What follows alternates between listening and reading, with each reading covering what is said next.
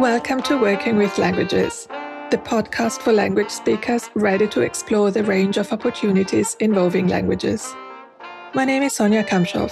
I'm a translator turned Google Ads specialist and a lifelong language enthusiast. Join me and my guests as we explore how they embraced languages in their careers and what working with languages looks like in the age of AI. Because finding the right inspiration can help you build or shift your career. In today's conversation, I talk to Adrian Probst, a translator from Switzerland specializing in the sports industry. As someone who prefers to do translation work rather than go out selling his services, over the years he built his own YouTube channel, where he talks about the life and work of a freelance translator. And by doing so, he built his own inbound sales channel. He also tells us more about Swiss German, translating for the Winter Olympics and UEFA, and life as a translator and YouTuber. Let's dive in. Welcome back to the Working with Languages podcast. Today's episode's guest is Adrian, originally from Switzerland. So, hello, Adrian. Hello, Sonja. Thanks for having me. Oh, thanks so much for coming. It's such a pleasure. As you know, the first question is the same one for everyone. So what is your favorite word or phrase in a language that you speak? Yeah, sure. I was thinking about that. And there are so many weird words in Swiss German that are influenced by French and Italian, the two other languages from Switzerland. And one that I grew up saying all the time is very specific to my region. And it's called Krömerle. And it comes from the French expression faire des commissions, so doing groceries, yes. And then it went from faire des commissions to commissionner to commissionieren to Krömerle. And I never knew that it's a word that is so specific to where I'm from, to the region. And then later I went to other regions in Switzerland and said this word and no one understood what I mean. So that has always been a word that is close to my heart. So there's not even a rule how to spell it. You just say Krömerle. You can spell it however you want. So what does it actually mean precisely? Doing the groceries, going to the shop and doing the groceries. Oh, food shopping. Oh, interesting. I would not have been able to guess it. I mean, I speak German, obviously not Swiss German, which people sometimes assume is very similar. It's not. And I would not have been able to guess it. That's a good one. If I'd said commissionieren, would you make the connection to food shopping? No. Commissionieren, okay. I would have thought something about commissioning or commission, but certainly not involving food. Because even in French, they don't say anymore faire des commissions. They say now faire des cours. But I guess I looked it up, and apparently in Quebec, in Canada, they still say faire des commissions. So somehow it moved away from France, but it's now used in the other French-speaking countries. Wow, fascinating. So you're originally from Switzerland. Can you tell us a bit about your background? Yeah, sure. I grew up in the Swiss German-speaking part of Switzerland, the German-speaking part, close to Bern, in a small little village. I did a commercial apprenticeship after my high school. So I was in a company working for 3 years, exploring all different aspects of the business landscape. That was really cool for me. And it was a great start to get into the workforce, basically. That's a really cool system they have in Switzerland. And then after that, I had the opportunity to explore university degrees. It depends on your grades. And I was fortunate enough to do that. And that was never really in my plans. So I was a bit overwhelmed whether I even want to do that and what I would study then. I knew that I'm really good with languages, not very good with everything else. So I thought if there is something where I don't really have to do lots of physics, lots of math, lots of history and stuff, I might consider it. And that's when I first stumbled upon the degree in translation. Nowadays, it doesn't exist anymore, but back then there was still a bachelor in translation at an applied university in Zurich. And I applied for that. I had to do an entry exam, and I got in. I was very surprised, and that was really a huge deal for me. Moving away from the small Bernese village to Zurich for me, that was already a move across the world. And then later it kind of snowballed in into living all over Europe, let's say, not all over the world. But that was kind of the first step out of my childhood, let's say. And then I did this degree in translation. Then I worked for 2 years in a translation agency in Zurich. That was my first professional experience in the language industry. Sorry to interrupt. Which languages did you study at university? So my degree was my source languages were English and French, and my target language German. So all my translation courses were from either English to German or French to German. And then you also had specific language courses, specific cultural courses of the source countries. So we studied a lot about France, Belgium, the UK, the US, Australia. So you really deep dive into the countries where these languages are spoken. And then they also encouraged us to study more languages. I didn't go for that in the end. I wanted to really... it's not the most exciting language combination as a translator, English and French into German, but I've had this feeling that I really want to nail these languages down rather than spread myself too thin later on. So I decided to really focus on these three. And did you do anything about Swiss German specifically, or was it just German generically? They actually focused a lot on us being able to speak proper German without the Swiss accent, because the people that went into interpreting, another form of working with languages, they need to be able to switch off the accent. If you want to work in like international conferences or something, it's not the best look, I guess, to have a strong Swiss accent, or at least that's what they told us.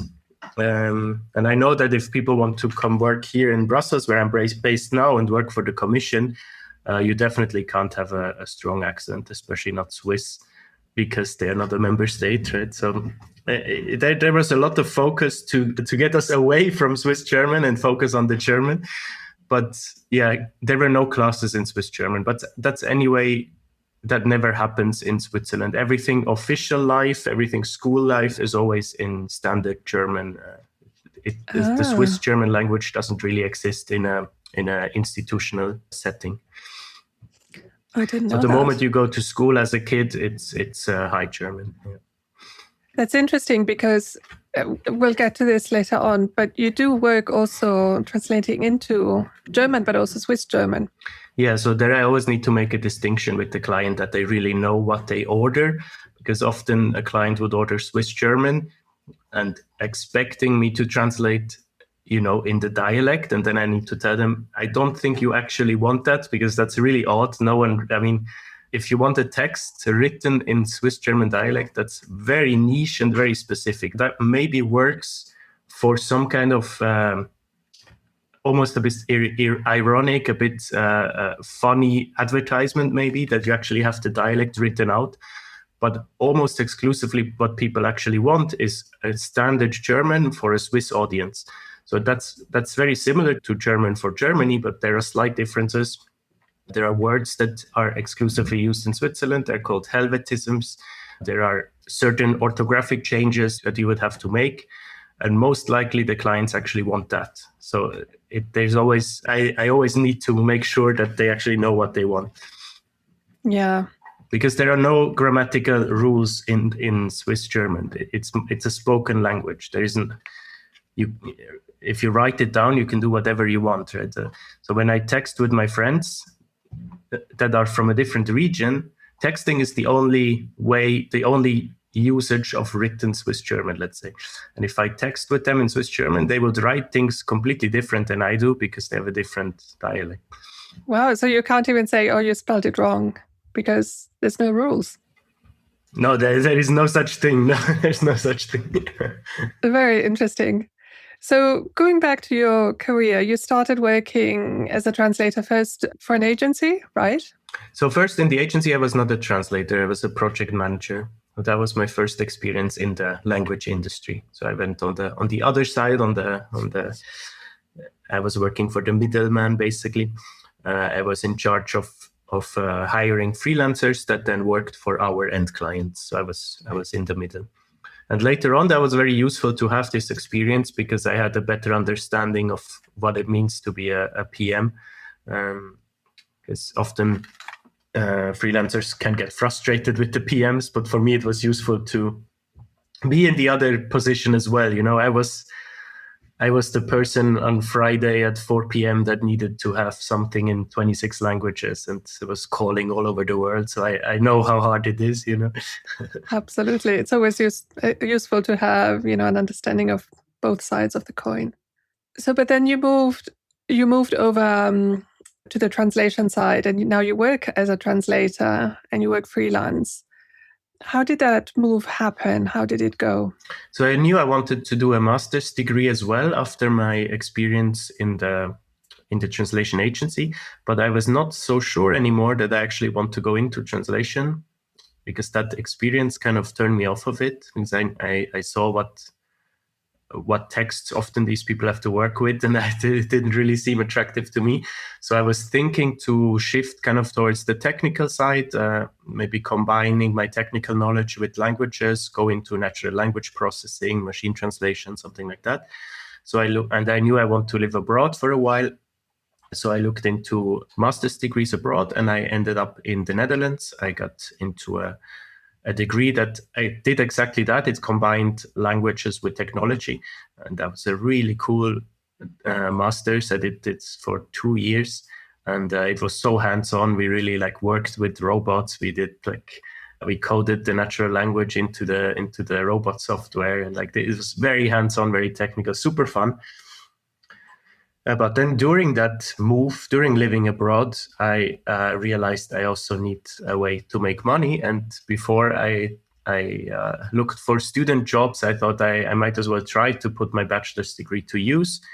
And I just, next to my studies, in the train, on the weekends, in the night, I started working or trying to build a translation portfolio. And that's how that move kind of happened. By the end of the master's, 2 years later, I had regular clients. I had maybe 40, 50% booked in a week, So I knew that once I finished the master's, I will not be a full-time translator. That's too early. But I also kind of had this feeling that it could work if I allow myself the time and if I try to make it work.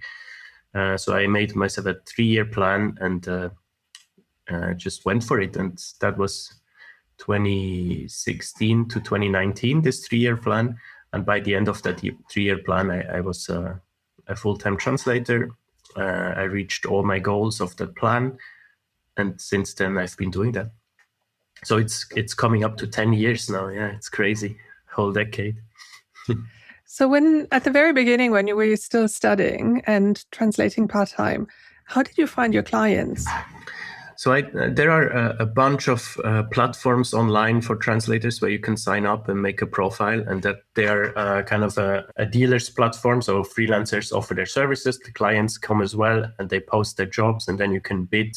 You can say, look, I offer this service. I'm specialized in this topic that you need.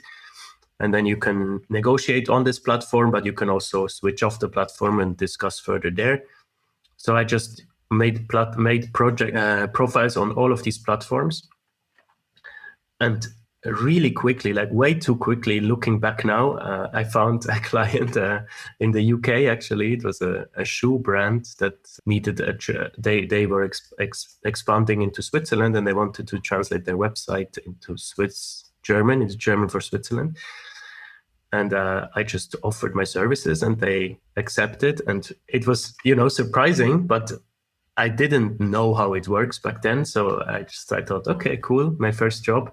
But now looking back, it was incredibly lucky, way too quickly. And they just didn't care that I didn't have experience. I still don't know why they didn't care. But this gave me a huge jump start, of course, because then I had this whole website that I could use as experience in my portfolio. So that was a big jump. Plus, next to it, I had a lot of connections from university that ended up working in translation agencies all over the world after the studies.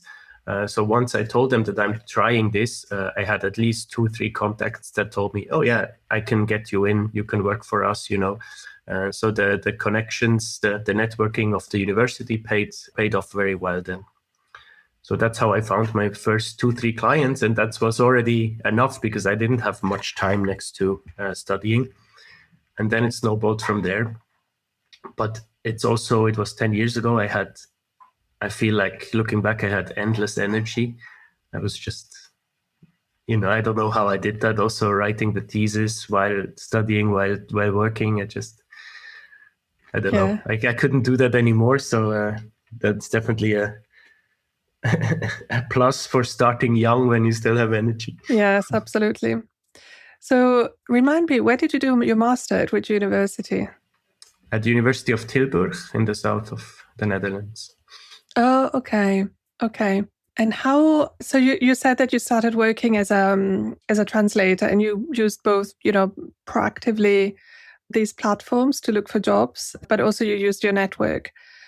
You're now also in your field, you're a little bit of a YouTube celebrity by now because you have a YouTube channel.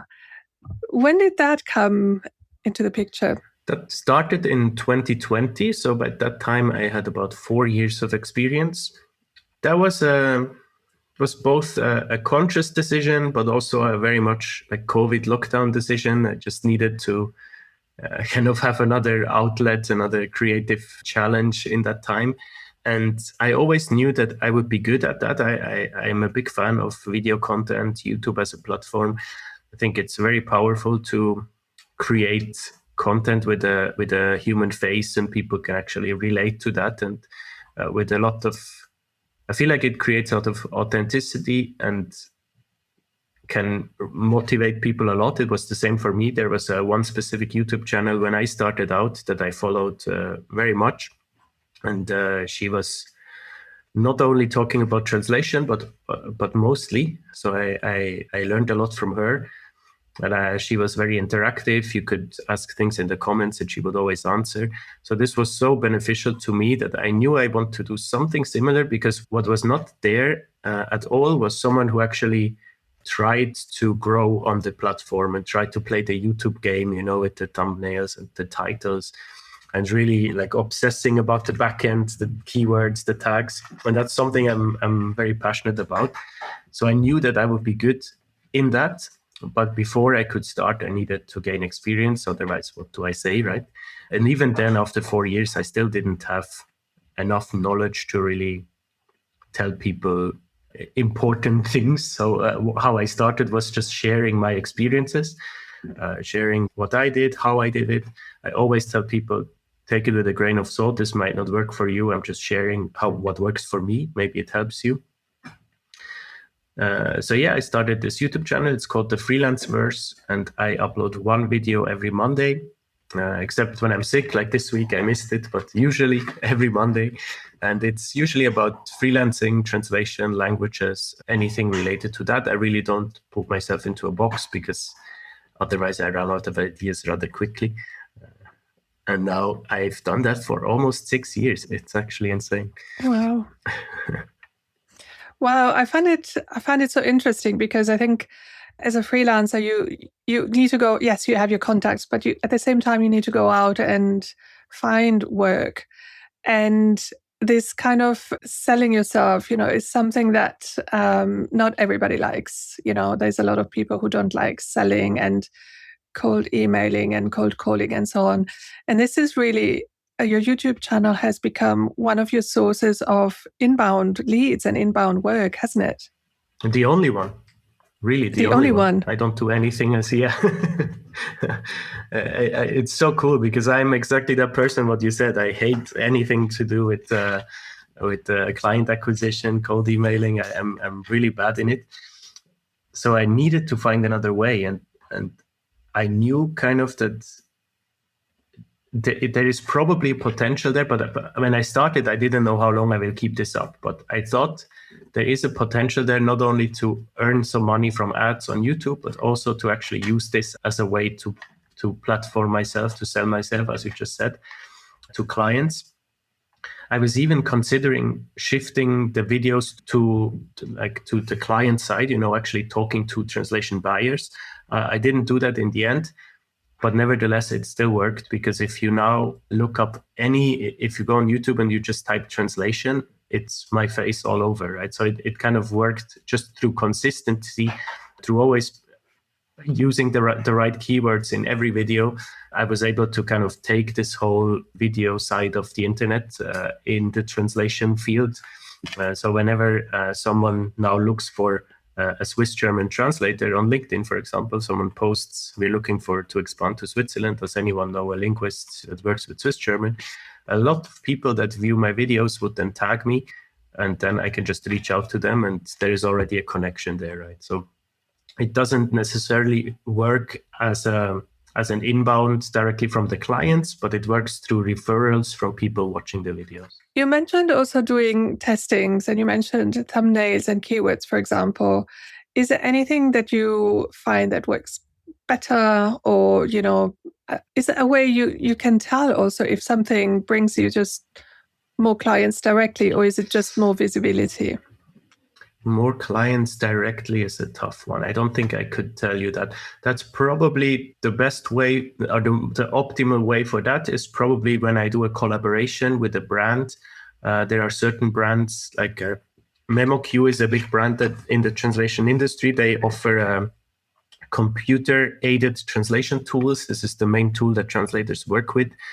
And MemoQ is a big manufacturer, how do you say that? Provider of a tool like that. And they are very known in the industry, and they were super kind to me. They have been supporting the channel since the very beginning. They have invited me to their annual conferences, so they are very present. And they then also use my content to promote their stuff on social media. So that's probably the way I'm visible to most direct clients or to most leaders in the industry that usually would not see my videos. My videos are really tailored to freelancers. So getting into this industry is best through collaborations from brands that have more visibility. But for me personally, and unfortunately, I know exactly which videos do well, which videos would generate a lot of attention and views. But it's always a bit of a... Yeah, it's a two-sided sword, because I could technically make a video every Monday that I know does well, but it's not really what I want to do for this community. My goal is to actually help them, and provide relevant content and not things that are just like sensational in title and thumbnail. So sometimes it's useful because it creates, of course, if YouTube then recommends it, it creates a feedback loop, and people actually find the channel and find also the useful videos later on. But I don't want to just create these videos that generate a lot of attention, but actually don't have any content, The best is if I can combine the two. That's ideal. Usually anything I title with AI or like the future of the industry or something that I know generates a lot of attention. But then if I do that, I don't want to use it lightly. I actually want to say something in that video, So, and if I want to do that, then it takes a lot of preparation, of course. And then the really niche videos, like how to make an invoice, how to do your tax declaration in Europe, what to pay attention to when you register as a freelancer. They are not sensational, and they are just for my core audience, but they are very much appreciated by the beginners. So I'm assuming that also within the community of translators and maybe also interpreters, it may have some overlap. People talk about your channel and refer you on and maybe send links to videos and stuff. Is that right? Is that also how you have grown your channel?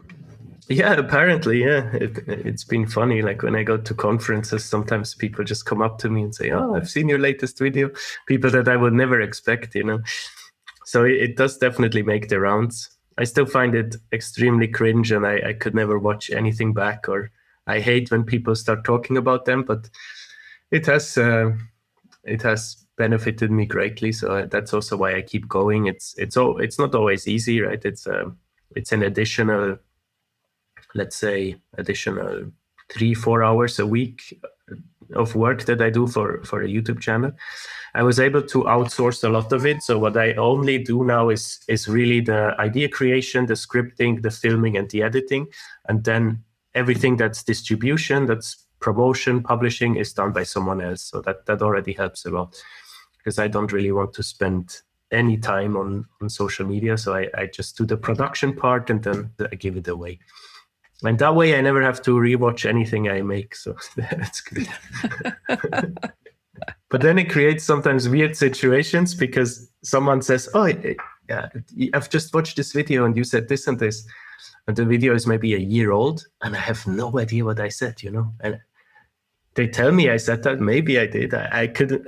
I have no idea. I've said so much over the years, so I have to be sometimes a bit conscious what I say, what I put out there, because once it's out there, it's there, right? So and it's my words that, of course, can be used now, especially with AI. I mean, sometimes I see videos of me that I didn't make them. I didn't cut it up or something, but it's just published.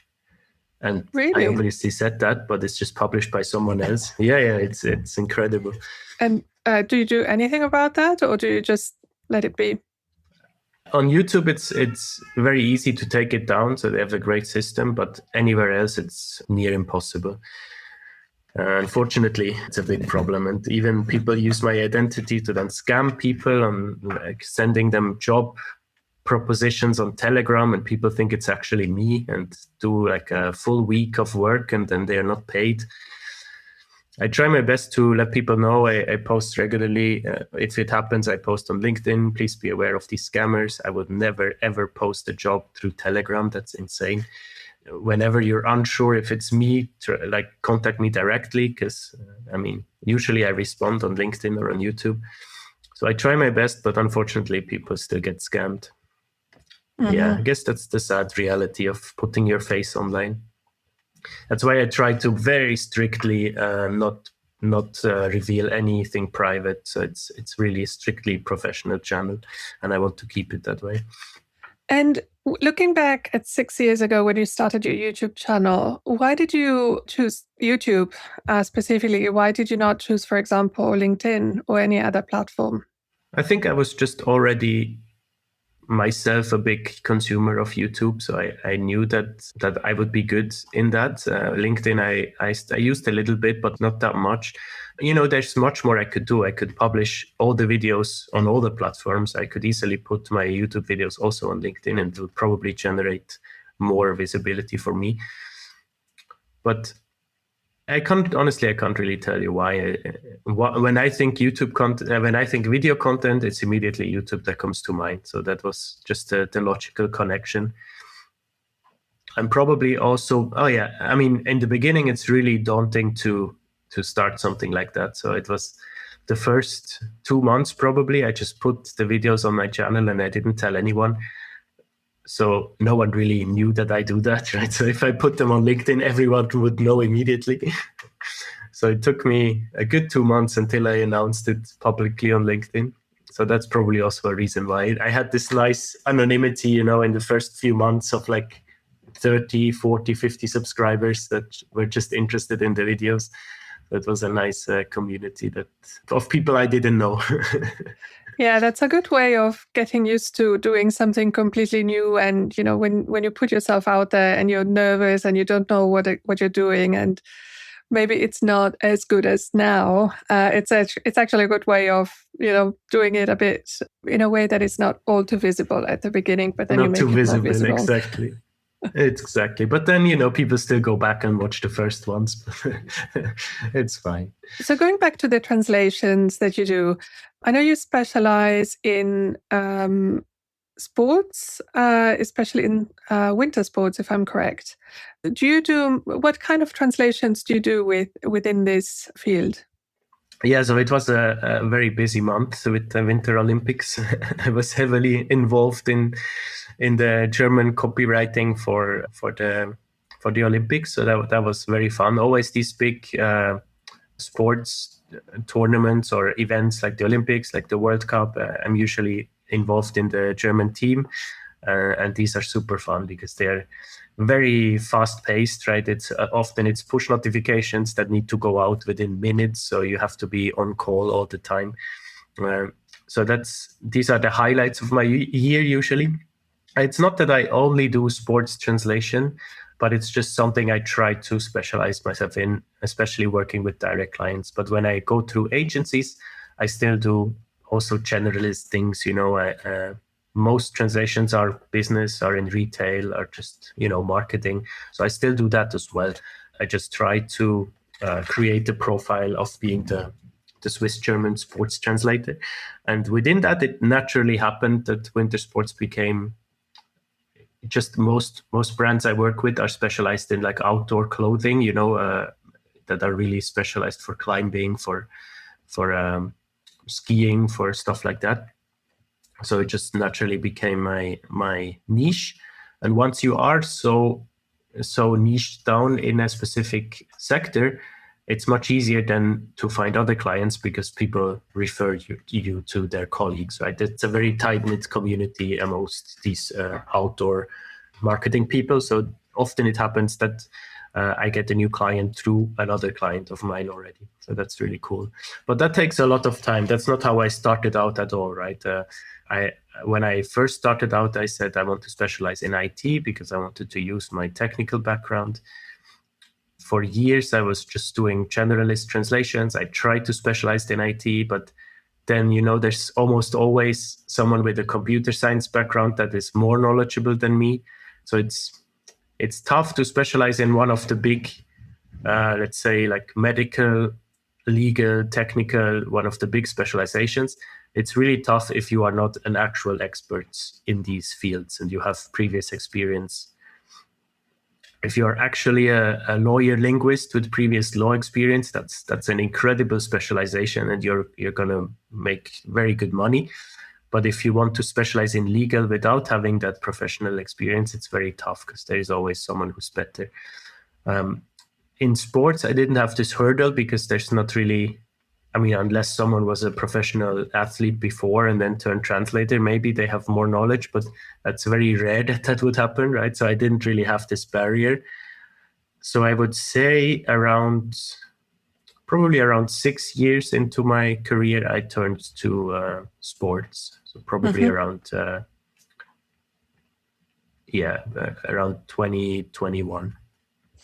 But I'm assuming that you also love winter sports. So, it helps when you already know the terminology and you know what it's about, really. Absolutely. And do you do a lot of, I know you translated a book recently. So do you also do technical, but e-commerce and also books? How is the split of the type of translation you do within your field? That's a tough one. It's quite random. Like in January, it was a book for teenagers that was still linked to sports, but in a kind of in a satirical, funny way. So it was something completely new for me. So I don't even know if you would count it as sports or as literary, or I don't know. It's probably on a daily basis, I would say it's about 50% in my specialization and 50% other things. Mm-hmm. Okay, so quite a variety there. Yeah, that's what I like to keep it interesting, Going back to the Winter Olympics, I find it fascinating because people don't normally think about all the translators behind the scenes of such an important event. They normally just think about the athletes. Do you then work through an agency? How did that come about? Yeah, it depends. Now with the Winter Olympics, it's not an agency. Or I guess it is. It's just the company that does the communication for the Winter Olympics. I guess you could call it an agency, but it's not a traditional translation agency, Okay. But with other events, it is sometimes a translation agency, sometimes directly with the institution that organizes the event. That really depends. Now it was a communication for the Olympics, and they don't only do the translation; they also do the whole copywriting, everything, all the marketing, etc. So. There is probably more that you could be involved with as a translator than I was, because I was not involved with anything previous to or prior to the event, but probably there is also a lot of translation that goes into that. Now, I was just in the team that was dealing with the very fast-paced, mostly results or athlete interviews after the events that needed to be subtitled for television, or that needed to go through to the apps, to mobile devices. So push notifications, breaking news, anything like that. Oh, wow. And that's usually now with the World Cup, with the Football World Cup, it's all in English, the source language. With the Olympics, it's a lot of French source language because they're based in Lausanne. So that's also, I guess, lucky for me that most sporting events are English and French based. Because but I think almost all the translators, at least the ones that I know, have English as a source language. That kind of makes sense because that's by far the biggest market if you have English as a source. Yeah, absolutely. There's so much communication going on in English. There's just more volume also of things to translate. Absolutely. Is there anything else that you would like to add that I haven't asked you? No, I think we covered everything pretty much. Yeah, it's still fascinating to me that I've been doing that now for 10 years, because when I started out in 2016, we had a lecture at the university in the Netherlands. It was very technical based, I told you. And so the person that came in was a manager of a machine translation engine. And I just had started as a translator next to my studies. And after his lecture, I talked to him and I wanted to know his thoughts about that, how I could combine my technical knowledge with my translation business. And he kind of wanted to, or he told me basically that, it's not a good idea what you're doing. You will not be needed within the next 2 to 3 years, max 5 years. So just be aware of that. If you want to do that now, go for it next to the studies, but make sure you pivot early enough. And it's crazy to me that this was now 10 years ago and I still do what I love. And, if I had listened to him, I would have never started. And I don't know how long I can do this job, honestly, but I've done it now for 10 years. So I'm very happy that I didn't listen to this person and actually went for it. And where can listeners find you? Yeah, if you want to reach out to me directly, LinkedIn is the best option. Adrian Probst on LinkedIn. And on YouTube, if you also search the name Adrian Probst, you also find me, or the channel is called Freelanceverse, like universe, but for freelancers. And there, as of next Monday, will be, again, a new video every Monday. It's been a bit tough with all the sicknesses lately, but I'm slowly getting back on track. So there you can find me. And feel free to say hello. If you watch a video, you can write a comment that you came from Sonia's show. Great. Thank you very much for your time. It's been a pleasure. Thank you too. It was fun. Adrian is passionate about languages and does not shy away from testing and figuring out how to optimize how he works. Through his YouTube channel, he is now recognized as a specialist in his niche, and he gets recommended even when not in the room. At a time when AI is changing the rules of the translation industry, he has found a way of navigating these complexities. If you enjoyed this episode, please give it a 5-star rating on Spotify, Apple Podcasts, or any other platform where you listen to your podcasts. And if you have a question, do let me know in the comments below.